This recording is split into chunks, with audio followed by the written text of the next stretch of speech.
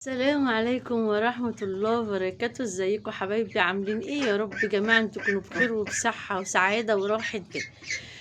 نصلي على سيدنا محمد، اللهم صل وسلم وبارك على سيدنا محمد وعلى آله وصحبه وسلم.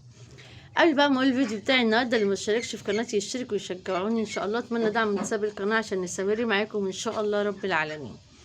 عايزه اقول لكم في حاجات كتيره جدا احنا بنعملها في بيوتنا وبنرميها ما بنستفيدش منها حاجه، رغم انها مفيده جدا. قبل ما نقول بقى الكلام المهم، عايزه اقول لكم ان الجو دلوقتي غير زي ما انتم شايفين، بس زي ما احنا ماشيين على وصفاتنا ان كل يوم الصبح ان شاء الله تعملي الليمون. طب ما فيش ليمون، ما اعملي قشر البرتقال. ما فيش قشر البرتقال، حاولي حتى لو ليمونه واحده، لان دي فيها تحصينه عاليه جدا للطيور. اما بقى البصل، فانا بضرب الليمون مع البصل في الخلاط وبحطه لهم الصبح، لان دي من الحاجات المهمه جدا. تبقى انت اديتي اقوى مضاد حيوي للطيور. البصل رخيص دلوقتي وده شيء اساسي، ممكن تعمليه وجبه اساسيه لطيورك، لانه مهم جدا بصلاة حبيب النبي. حاجه مغذيه وحاجه انا بس مش كمان عشان مغذيه، انا بحطه على ان هو احسن مضاد حيوي ممكن تحطيه لطيورك، هو والثوم. لما تضربي كده في شفشق الخلاط، تحطي فيه بصلتين كبار وليمونه، ومعاهم 4 فصوص توم. 4 فصوص توم بيساوي قرص مضاد حيوي. تضربيهم جامد في الخلاط وتحطيهم، ولو معاهم معلقه كمون، تبقى انت اديتي وصفه هايله جدا للطيور بتاعتك. ليمون على كمون على بصل على توم، انت اديتي اقوى علاج ممكن تجيبه لهم في الدنيا، مضاد حيوي وفيتامينات ومغذي وحاجه فيها تحصينه عاليه جدا. وخاصه لما تديها لهم على غير الصبح، وتحطي بصلايه تبشريها مع العليقه اللي انت حطاها، سواء كانت بقى العليقه دي شيشه قمح اي حاجه من اللي انت بتحطيه، حتى لو اكل البيت ابشري برضو البصلايه وحطيها، تبقى انت ما شاء الله اديتيهم تحصينه حلوه جدا.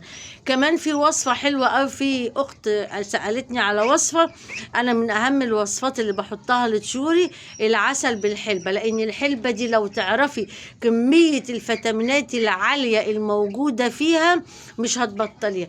خاصة زي ما قلت لكم قبل كده كذا مرة، ده اي واحدة بتيجي والدة بتخرج من اوضه العمليات، اول حاجه بتاخدها حلبه بالعسل، تنظيف للمعده، مغذيه مقويه، فيتامينات عاليه جدا جباره، حتى عسل، يعني انت حاطه طاقه عاليه جدا. عايزه اقول لك الوصفات اللي بقول لك عليها دي وصفات مجربه ومفيده جدا للطيور.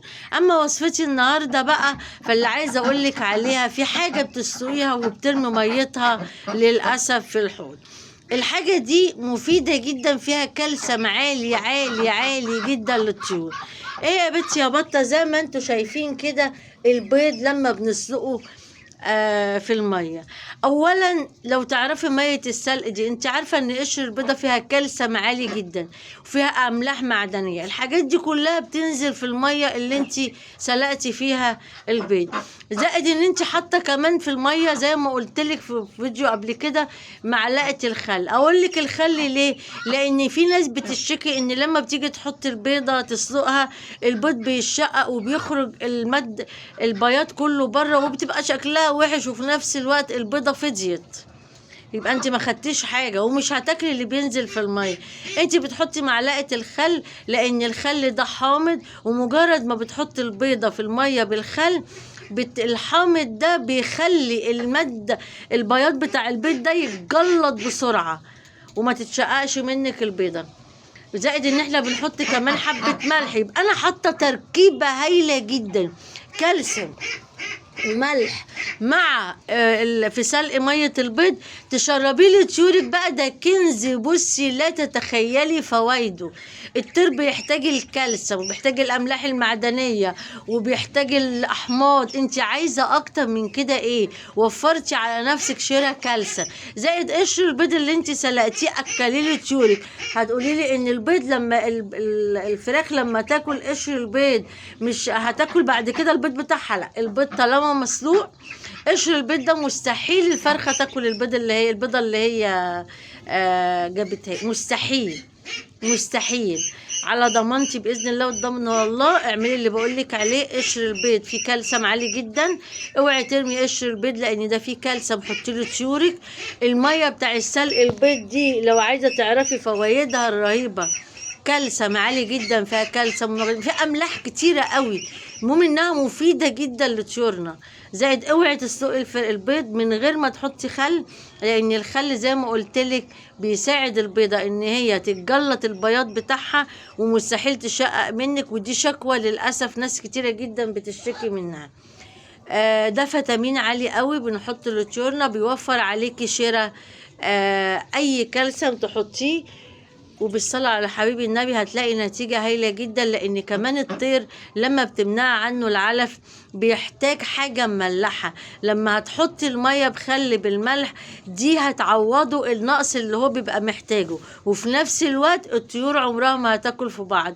الناس برضو اللي بتشتكي ان الطيور بتاكل في بعضيها، دي لما انت بتمنعي العلف الطير بيفتقد نسبة الملوحة دي فبيبقى محتاجها. ففي الحالة دي لما بتحطي الملح في المية ده برضو تعويض للطير وما يخلوهمش ياكلوا ببعضيهم ابدا. بالصلاة على حبيب النبي.